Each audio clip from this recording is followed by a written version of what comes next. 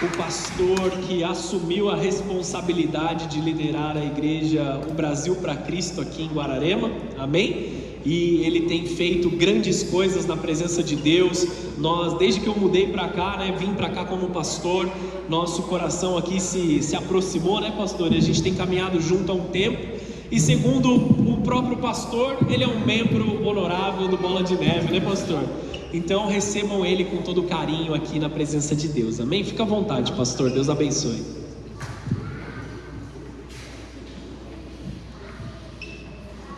Receba a paz do nosso Senhor Jesus, igreja. Amém. Amém. Estou muito feliz, honrado de estar aqui nesta noite compartilhando dessa celebração, São 12 anos de trabalhos iniciados nessa cidade, das primeiras evangelizações nas praças, nas casas, e 3 anos de igreja estabelecida. Nós louvamos a Deus por essa oportunidade. Cadê? Meu amigo, você acompanha o pastor, tá? Pode ser? Para o pastor ficar mais calmo.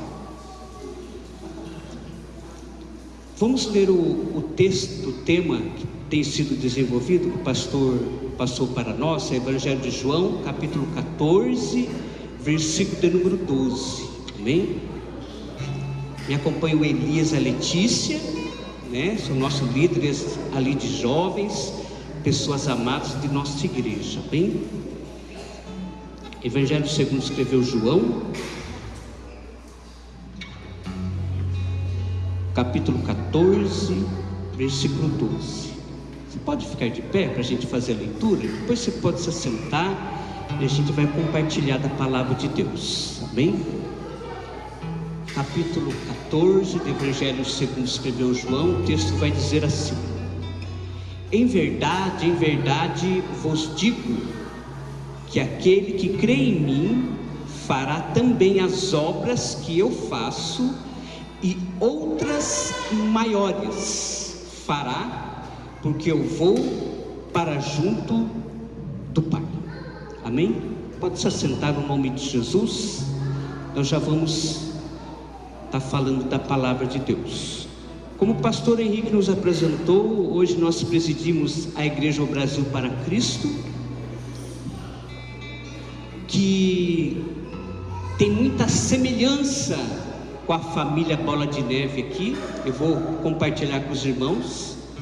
Igrejaré, essa que nasceu na década de 50 por uma mensagem evangelística, no qual Deus coloca no coração do missionário Manuel de Melo, com a mensagem: vamos ganhar o Brasil para Cristo, onde essa mensagem ultrapassou fronteiras, e estamos estabelecidos em todos os estados da nossa nação e 32 países. Porém, eu não vim aqui para falar do Brasil para Cristo, irmãos? É aniversário da Igreja Bola de Neve, não é isso, pastor Henrique? É isso que está combinado, Então eu quero aqui honrar a nossa amada igreja,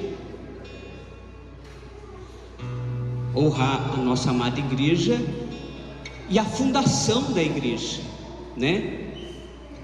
A Igreja Bola de Neve Church, foi fundada em 1999 em São Paulo por Rinaldo Luiz Seixas Pereira. Os irmãos conhecem?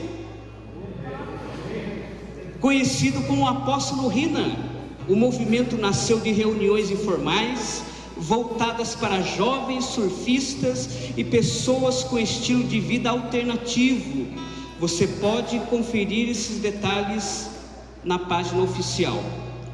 Contexto da fundação: o início começou com encontros despretensiosos na casa de Rina e depois no auditório de uma loja de surf, a sede da marca HD, cedido por um empresário.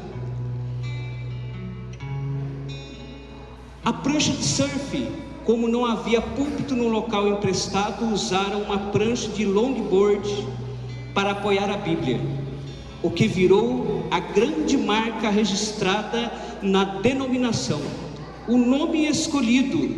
O pastor de vocês, quando vai pregar na minha igreja, ele fala que tem nome de sorveteria, viu? O nome escolhido por representar algo que começa pequeno e cresce rapidamente, em grandes proporções, uma bola de neve ou uma avalanche espiritual. Vamos aplaudir essa igreja em nome de Jesus, irmãos? Esse movimento, essa avalanche espiritual da pregação do Evangelho do nosso Senhor Jesus. Irmãos, o tema aqui proposto, no qual o pastor Henrique nos falou, é como sermos discípulos que fazem as obras que agradam a Deus. E nós lemos aqui o capítulo 14, versículo de número 12. Mas antes desta fala do versículo 12, teve alguma fala preliminar do nosso Senhor Jesus.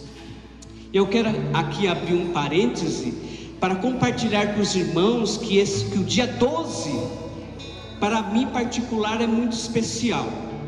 O dia 12 me faz lembrar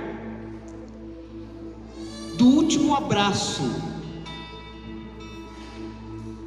que eu dei no meu pai.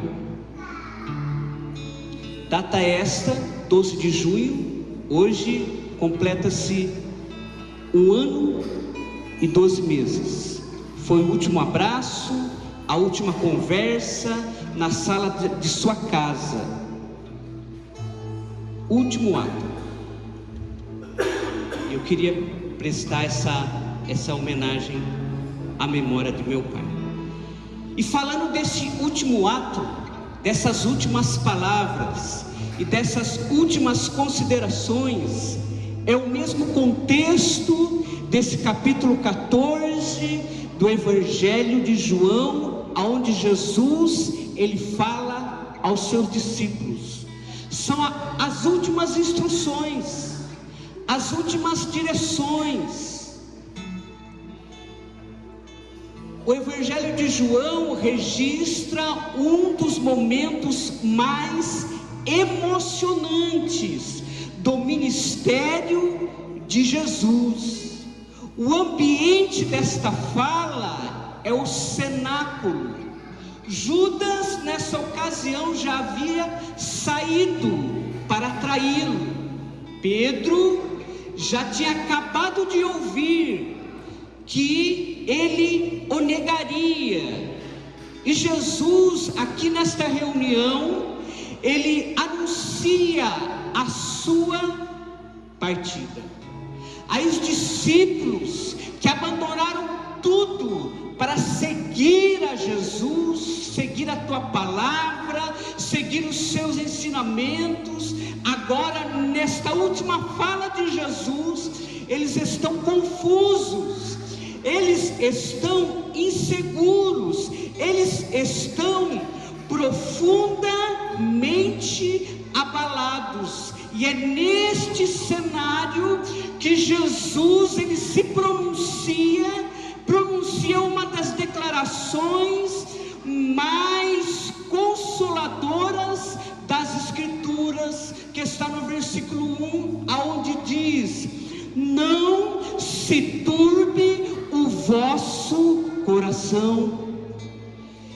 E esse já é o primeiro ato profético desta noite, desta palavra, que no momento onde os discípulos de Jesus, tem discípulo de Jesus aqui nesta noite, né? O tema é aprendendo sermos discípulos que faz o que agrada o Mestre. E o primeiro ato profético desta noite para as nossas vidas é: aonde tem discípulos do Senhor, ainda que confusos, ainda que inseguros, ainda que profundamente abalados, se tem discípulos do Senhor Jesus, esse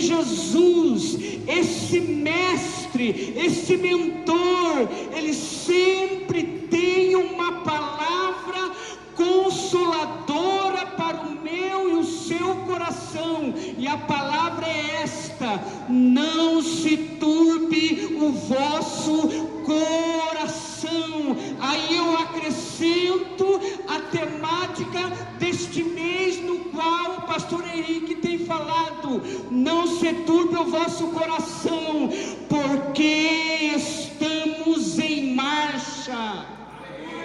E quem está em marcha, está marchando para uma direção. E vamos falar sobre isso nessa noite. Observe que Jesus, ele não nega a realidade da crise. Jesus, ele não nega a realidade da crise, o momento, não, mas ele oferece uma resposta para a crise. Jesus, nesta noite, ele tem uma resposta para a nossa crise, para o nosso dilema, para a nossa necessidade. E a resposta para a nossa crise, para o nosso dilema, para os nossos desafios, é o próprio Cristo, é a sua palavra, é a sua direção para as nossas vidas.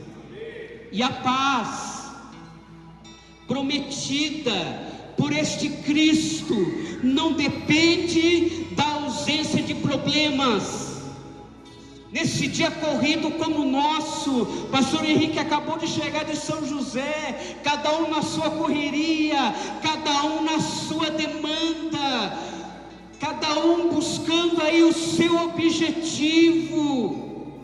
Nós entendemos que essa paz de Cristo não depende da ausência de problemas, mas da presença do próprio Cristo em nossas vidas.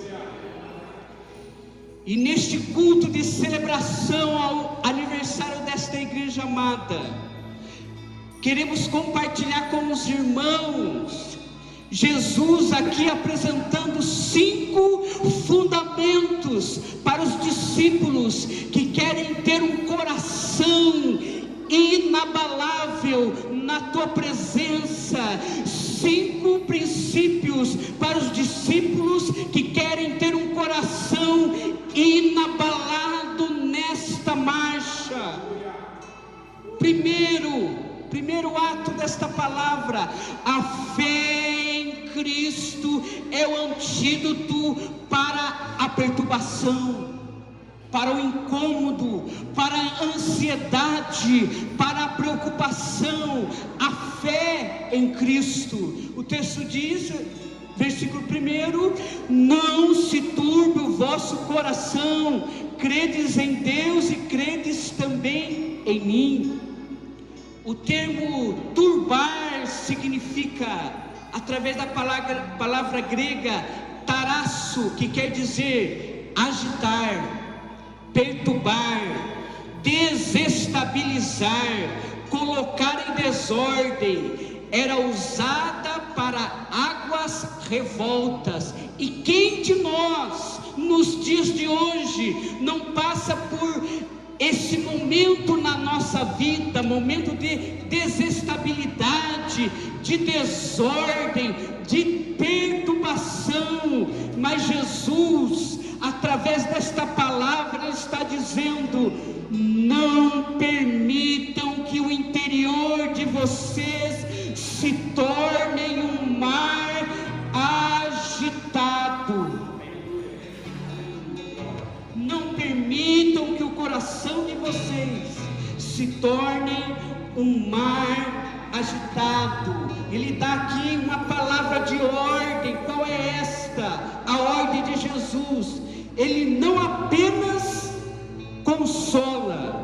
Com esta palavra, no qual nós lemos, não se turbe o vosso coração, mas credes em Deus.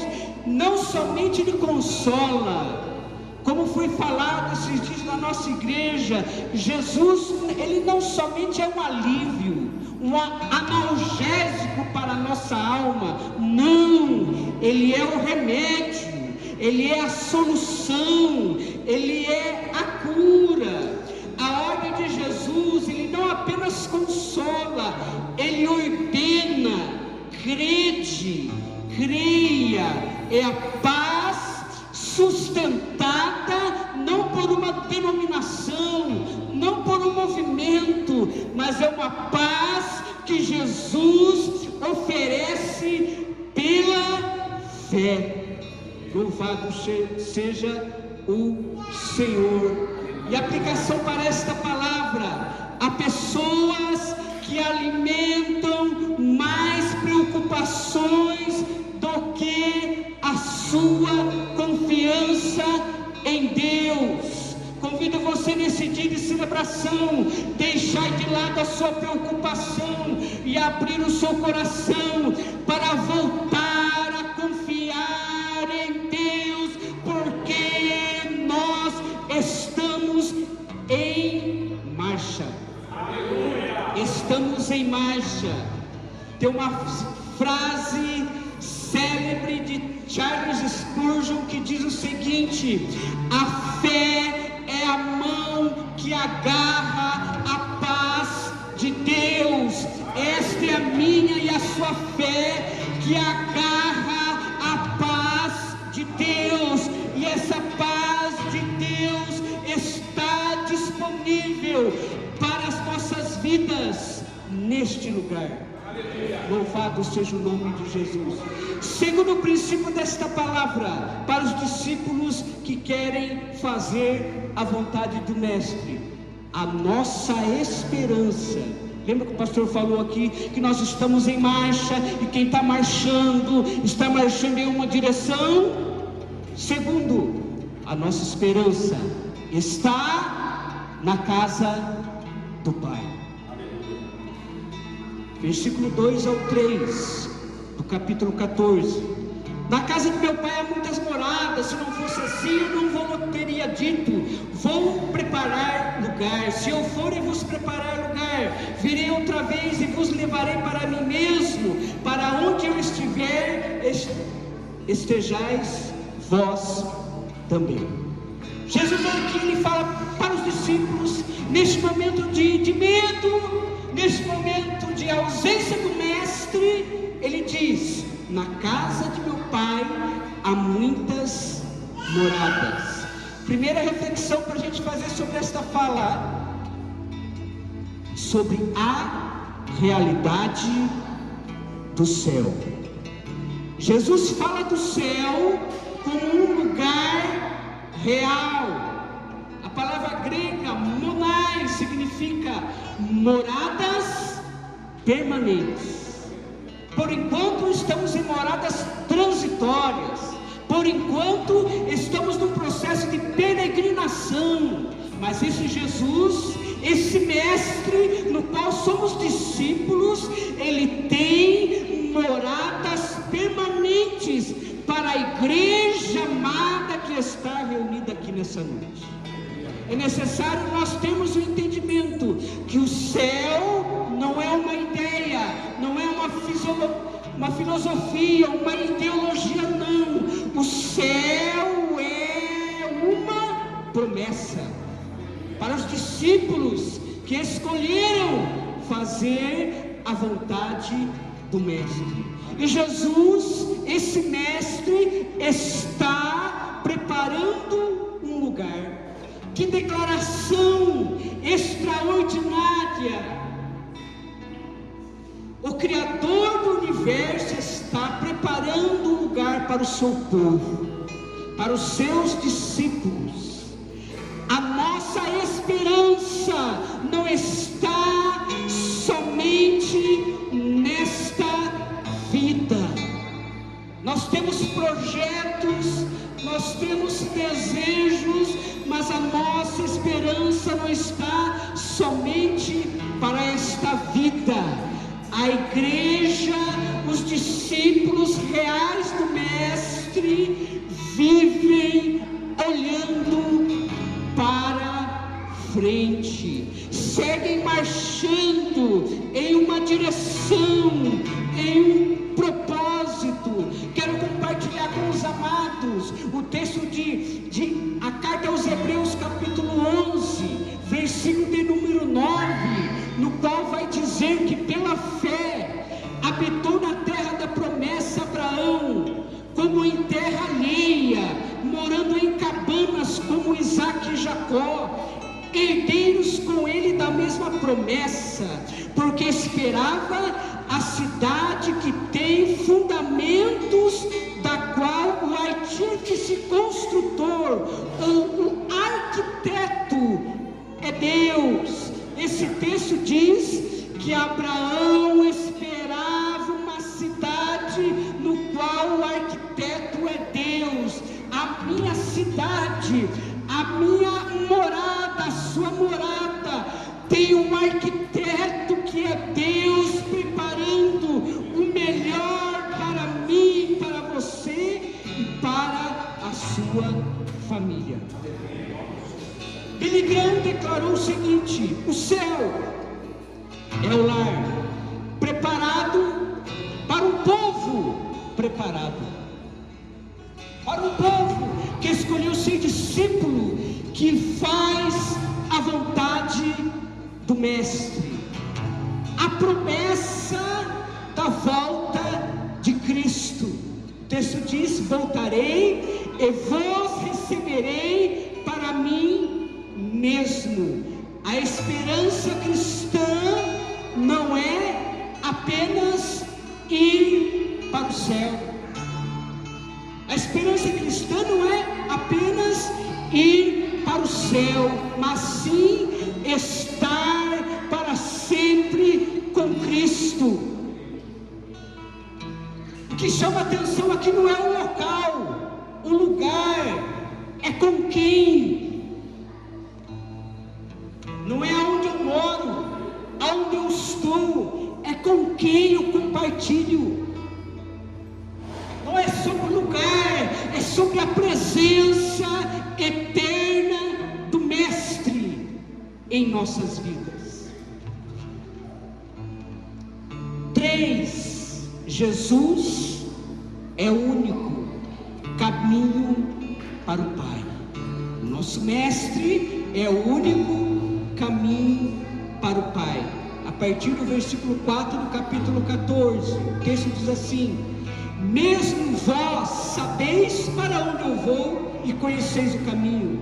Disse-lhe Tomé: Senhor, nós não sabemos para onde vais, e como nós podemos saber o caminho? Disse-lhe Jesus: eu sou o caminho, a verdade e a vida. Ninguém vem ao Pai senão por mim. Uma das declarações mais exclusivas de toda a Bíblia. Ele diz: eu sou o caminho, do grego rodos, que significa estrada, acesso, rota. Lembrando que estamos numa marcha, e para essa marcha nós precisamos de um acesso, para essa marcha nós precisamos de uma rota, para essa marcha nós precisamos de uma direção. E Jesus, ele se apresenta: eu sou o caminho para essa marcha. Jesus, ele não apenas mostra o caminho, ele é o próprio caminho. Aprendemos com isso que o cristianismo não é apenas um sistema religioso, não, ele é uma pessoa, a pessoa de Cristo, o caminho, a direção, a rota para essa marcha de vitória, para essa avalanche espiritual da propagação da palavra de Deus às famílias. Ele é o caminho. Ele diz também que ele é a verdade. A palavra aletheia no grego significa realidade plena. Jesus é a revelação perfeita de Deus. Não tem como saber de Deus, aprender de Deus, senão através da pessoa desse nosso Mestre. Ele diz também: eu sou a vida. A palavra zoe refere-se à vida divina. Cristo não apenas melhora a vida, Ele não apenas chega na vida do Cláudio e dá uma ajeitada. Cristo não apenas melhora a vida de ninguém, não. Ele concede vida espiritual, Ele concede vida abundante, Ele concede vida plena. Em Cristo nós temos vida plena, na plenitude. Plenitude fala de completo, fala das áreas da nossa vida, emocional, ministerial, material. Tem uma plenitude em Cristo que Ele quer revelar e manifestar no corações dos discípulos que escolheram fazer a vontade do Mestre. Tem uma plenitude de Deus para ser derramada para os discípulos que ainda estão em marcha. Tem discípulos em marcha aqui nessa noite. A exclusividade de Cristo. Ninguém vem ao Pai senão por mim. Declaração de John Wesley diz o seguinte: Cristo é suficiente para todos e exclusivo para salvação.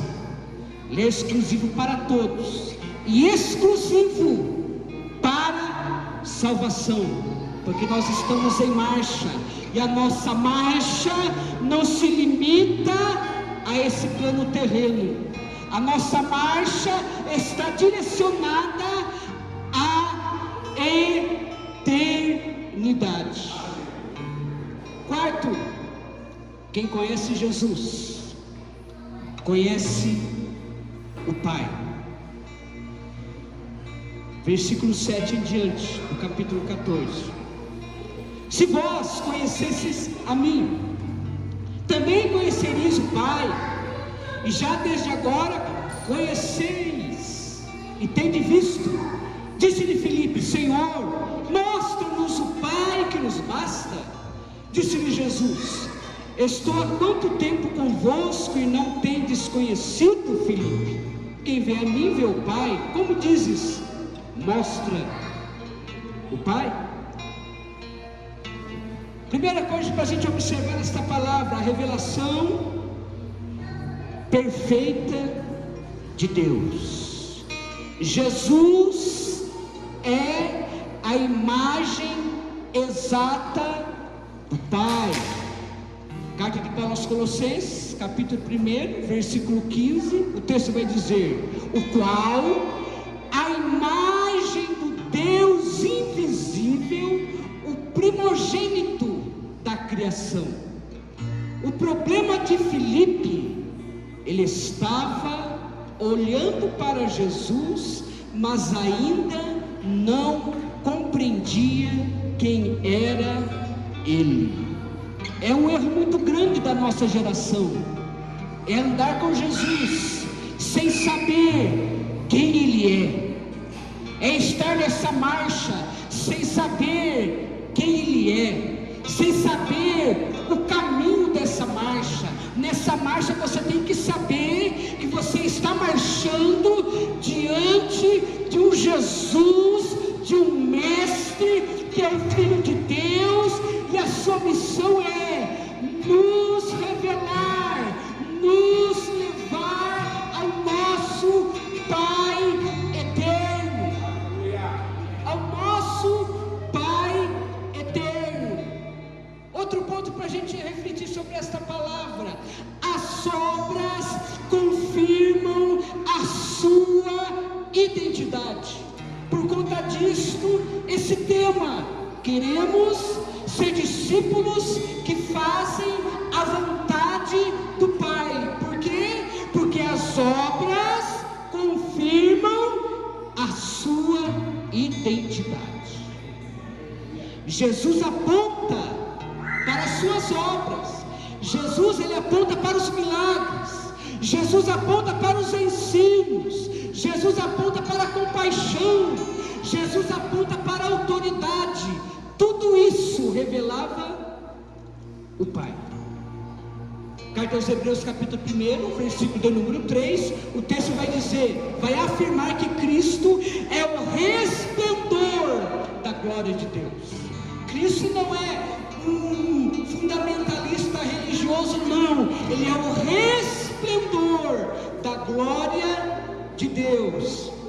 Quinto assunto para a gente refletir nesta palavra, que é o tema que está no capítulo 14, versículo 12. Quinto, a continuidade da missão da igreja. A continuidade da missão da igreja. Capítulo 14, versículo 12. Na verdade vos digo, que aquele que crê em mim, também fará as obras que eu faço, e as fará maiores do que esta, porque eu vou para o meu Pai. Significado das obras maiores. Jesus não está dizendo que a igreja teria ou seria maior em autoridade do que ele, não. O contexto aqui desta palavra aponta para a expansão após a sua glorificação. Expansão essa que se evidenciou na década de 50 com o missionário Manuel de Melo. Expansão essa que acompanhou o grande desafio do apóstolo Rina na década de 90. Expansão essa que é chegada, que é encaminhada a nós aos dias de hoje. O contexto aponta para a expansão desta missão. Depois do Pentecoste, o Evangelho alcançou nações. E a aplicação para esta palavra é: Cristo continua a sua obra através da igreja. Somos chamados para continuar seu ministério no mundo. Esse é o propósito desta marcha: continuar o ministério de Jesus neste mundo, alcançar os doentes, os oprimidos, os sobrecarregados. Essa marcha tem propósito, esta marcha tem como objetivo alcançar os abatidos, alcançar os tristes de alma. Louvado seja o nome de Jesus. Jesus, através desta palavra, ele leva os discípulos que estavam ali no cenáculo do medo à fé. Jesus, nesta palavra, ele leva os discípulos da insegurança à esperança do Mestre. Jesus, ele leva os discípulos da confusão da mente à revelação divina, da passividade à missão, do comodismo à marcha. Aplicações proféticas. Deus está acalmando corações perturbados. Como que a gente vai marchar se a gente está preocupado, ansioso com o dia de amanhã? Vamos marchar, mas e como vai ser? Nesta noite, Deus, através desta palavra, está acalmando corações perturbados. Onde há pessoas vivendo em ansiedade, medo, incerteza, Jesus continua dizendo: não se turbe o vosso coração, porque porque estamos em marcha. Deus está reposicionando a nossa esperança. Está havendo uma reconfiguração. Deus está reiniciando a nossa fé. Deus está reposicionando a nossa esperança. O mundo oferece seguranças temporárias, passageiras. Cristo oferece uma morada eterna. 3. Deus está chamando a igreja para a missão. Deus está chamando os discípulos que querem fazer as obras que agradam ao Pai, e a obra é essa: continuar a missão da igreja, propagar o Evangelho que alcançou a cada um de nós que estamos aqui nessa noite para esta celebração. Talvez o seu coração esteja perturbado,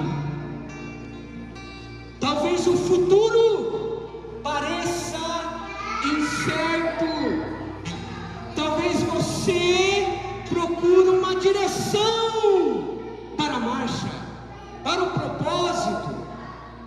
Hoje Jesus continua dizendo: eu sou o caminho.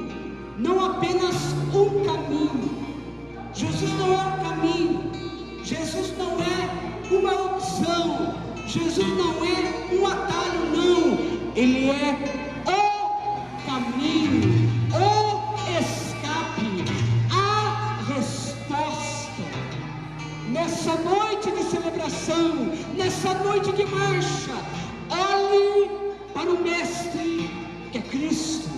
Confie neste Mestre, siga este Mestre, porque quem caminha com Jesus nunca caminha sem destino. Ou seja, quem marcha com Jesus nunca marcha sem destino. Ficamos em pé em nome de Jesus, com a autorização do nosso pastor, para a gente encerrar e eu entregar o microfone para o amado pastor. Deus abençoe, pastor Henrique, pastora Camila, obreiros, adoradores do Senhor, igreja amada. Mas antes eu gostaria de fazer uma oração de concordância com a igreja. Podemos? Amém? Vamos fazer uma oração de concordância. A palavra de Jesus, quando ele diz para os discípulos: onde estiver 2 ou 3, ali eu estarei no meio deles, não está falando de números, está falando de concordância. Quando nós reunimos no nome de Jesus, Ele está presente. Ele está presente aqui nessa noite. Diga assim: Senhor,